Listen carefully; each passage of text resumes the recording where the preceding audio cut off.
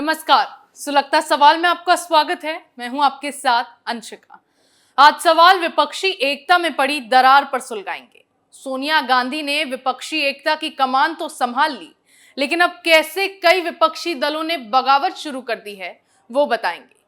2024 को लेकर पीएम मोदी को हराने के लिए विपक्ष को एकजुट करने की कवायद लगातार जारी है। कांग्रेस 2024 में मोदी लहर को खत्म करने के सपने देख रही है, लेकिन उस सपने को पूरा करने में अब विपक्षी दल ही उसके रास्ते का रोड़ा बनते जा रहे हैं। एक पार्टी को कांग्रेस मनाती है तो दूसरी पार्टी नाराज हो जाती है।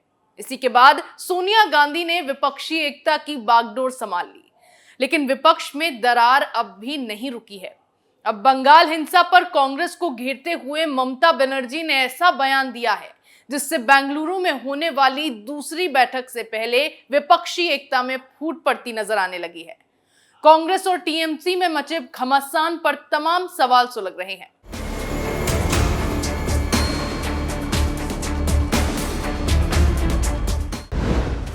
टीएमसी कांग्रेस में क्यों मचा घमासान? ममता बनर्जी ने कांग्रेस को कैसे धमकाया? बेंगलुरु की बैठक में क्या ममता होंगी शामिल? क्या टीएमसी कांग्रेस में बवाल से टूट जाएगी विपक्षी एकता? ये सवाल इसीलिए सुलग रहे हैं क्योंकि 17 से 18 जुलाई को बेंगलुरु में विपक्ष की दूसरी बैठक होने वाली है। लेकिन इस बैठक से पहले ही कांग्रेस और टीएमसी में घमासान शुरू हो गया है। बंगाल के हालातों पर ममता बनर्जी बुरी तरह से घिर गई हैं। कलकत्ता हाईकोर्ट की ओर से बंगाल सरकार को फटकार लगाई गई है। दरअसल बंगाल में भड़की चुनावी हिंसा को लेकर टीएमसी को लगातार घेरा जा रहा है। इस मामले में बीजेपी के अलावा कांग्रेस मुखर होकर ममता सरकार पर निशाना साध रही है। एक तरफ कांग्रेस की अगुवाई में विपक्षी दलों को एक मंच पर इकट्ठा करने की कोशिशें की जा रही हैं, और दूसरी तरफ बंगाल में कांग्रेस ममता की पार्टी के पीछे हाथ धोकर पड़ गई है। चुनावी हिंसा को लेकर कांग्रेस आए दिन ममता सरकार पर सवाल उठा रही है। इतना ही नहीं, टीएमसी की गुंडागर्दी के चलते इस हिंसा में कांग्रेस के कई कार्यकर्ताओं को भी मौत के घाट उतार दिया गया है, जिससे कांग्रेस पार्टी भड़की हुई है। कांग्रेस नेता अधीर रंजन चौधरी ने तो बंगाल में भड़की हिंसा के लिए ममता बनर्जी को ही जिम्मेदार बता दिया है। इतना ही नहीं, उन्होंने चुनाव आयोग से भी दोबारा चुनाव करवाए जाने और गृह मंत्री अमित शाह से इस मामले में हस्तक्षेप की मांग कर डाली थी। हिंसा का हवाला देकर चौधरी ने तो ममता को बंगाल का शैतान तक करार दिया था। अब कांग्रेस के इसी रवैये पर भड़की ममता बनर्जी ने भी न विपक्षी एकता की परवाह की, न ही 2024 के चुनाव की। उन्होंने भी पलटवार करते हुए हिंसा के लिए कांग्रेस को जिम्मेदार बता दिया और कांग्रेस को धमका दिया है। राम, शाम और वाम है जिम्मेदार। पंचायत चुनाव में भड़की हिंसा में ममता बनर्जी ने खुद के फंसने के बाद दूसरे दलों पर ठीकरा फोड़ना शुरू कर दिया है। कांग्रेस नेता के बयानों पर भड़की ममता ने इस हिंसा के लिए बीजेपी के अलावा दो और दलों को जिम्मेदार ठहराया है, जिसमें कांग्रेस और सीपीएम का नाम शामिल है। अपने बयान में ममता ने कहा है, राम, शाम और वाम यानी भाजपा, कांग्रेस और सीपीएम बंगाल में हुई हिंसा के जिम्मेदार हैं। आंकड़े बताते हैं कि पंचायत चुनाव के दौरान पश्चिम बंगाल में अब तक 29 लोगों की मौत हो चुकी है। आप मुझे यहाँ गालियां दें और मैं वहां आकर आपकी पूजा करूं, इसकी उम्मीद नहीं की जा सकती।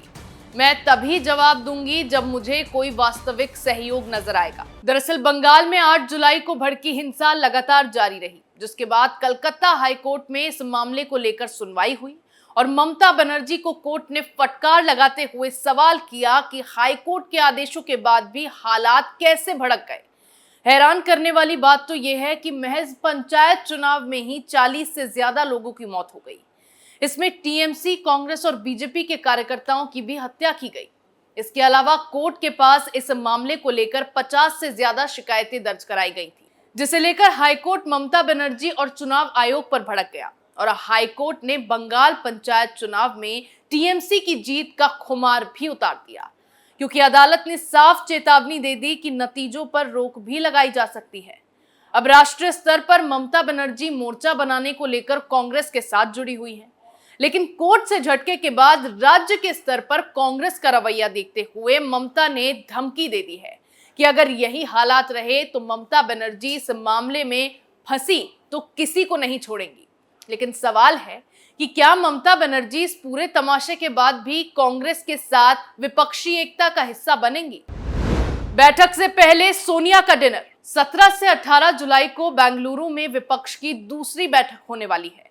इस बैठक से पहले ही विपक्षी एकता को एक बड़ा झटका लग चुका है, क्योंकि मानहानि मामले में हाईकोर्ट से राहुल गांधी को राहत नहीं मिली है, जिसके बाद कांग्रेस सुप्रीम कोर्ट जाने की तैयारी कर रही है।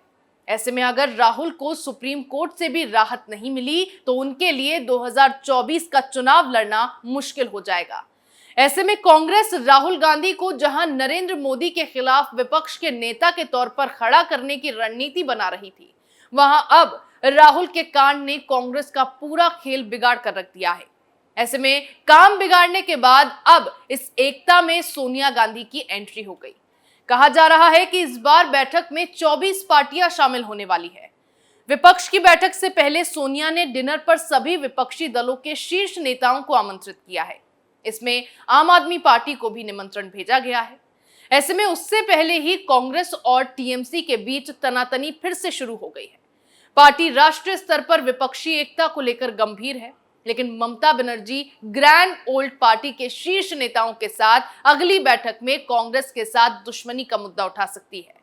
टीएमसी बीजेपी को हटाने के बड़े मकसद के लिए कांग्रेस और सीपीएम के साथ चलने को तैयार हुई है, लेकिन ममता को लगता है कि जिस तरह से बंगाल में कांग्रेस टीएमसी पर हमला करती है वो पूरी तरह से अनावश्यक है।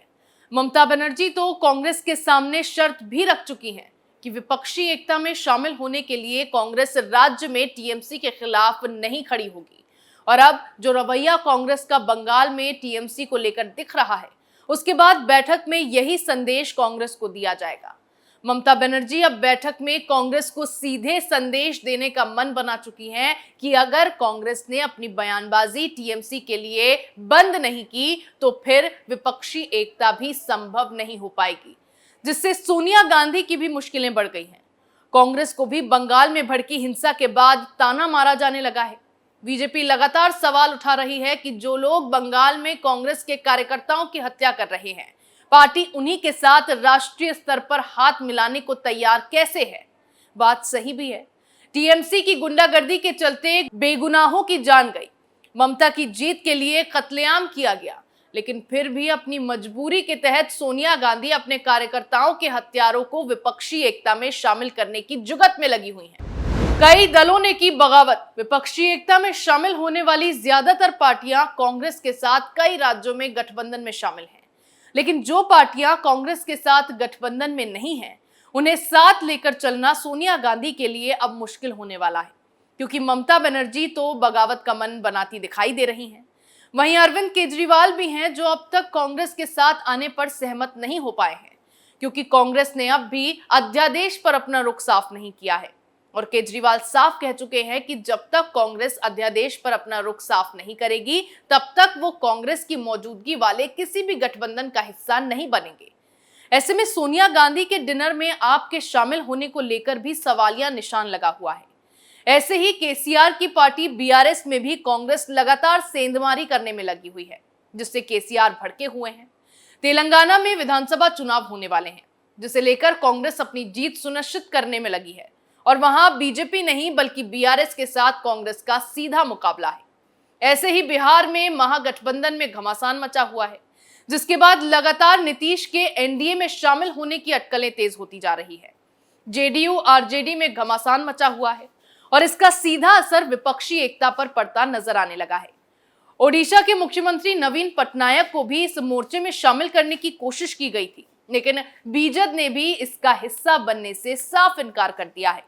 नीतीश के गठबंधन में शामिल पार्टी हम पहले ही एनडीए में शामिल हो चुकी है।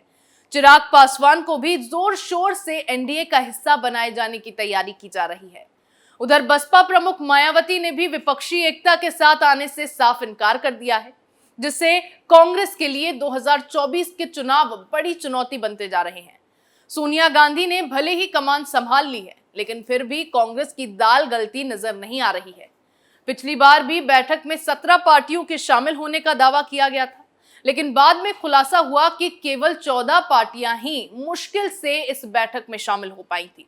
ऐसे में इस बार देखना दिलचस्प होगा कि कितनी पार्टियां बगावत करती हैं, कितनी कांग्रेस के साथ खड़ी होती है और सोनिया गांधी इसमें दखल देकर क्या जादू चलाती है। लेकिन एक बात तय है कि विपक्ष के जो हालात हैं उसके बाद पीएम मोदी को 2024 में हराना तो विपक्षी एकता के बाद भी नामुमकिन नजर आ रहा है। सुलगता सवाल में मेरे साथ फिलहाल इतना ही। नए मुद्दे के साथ फिर पेश होंगे, तब तक के लिए देखते रहिए कैपिटल टीवी। नमस्कार।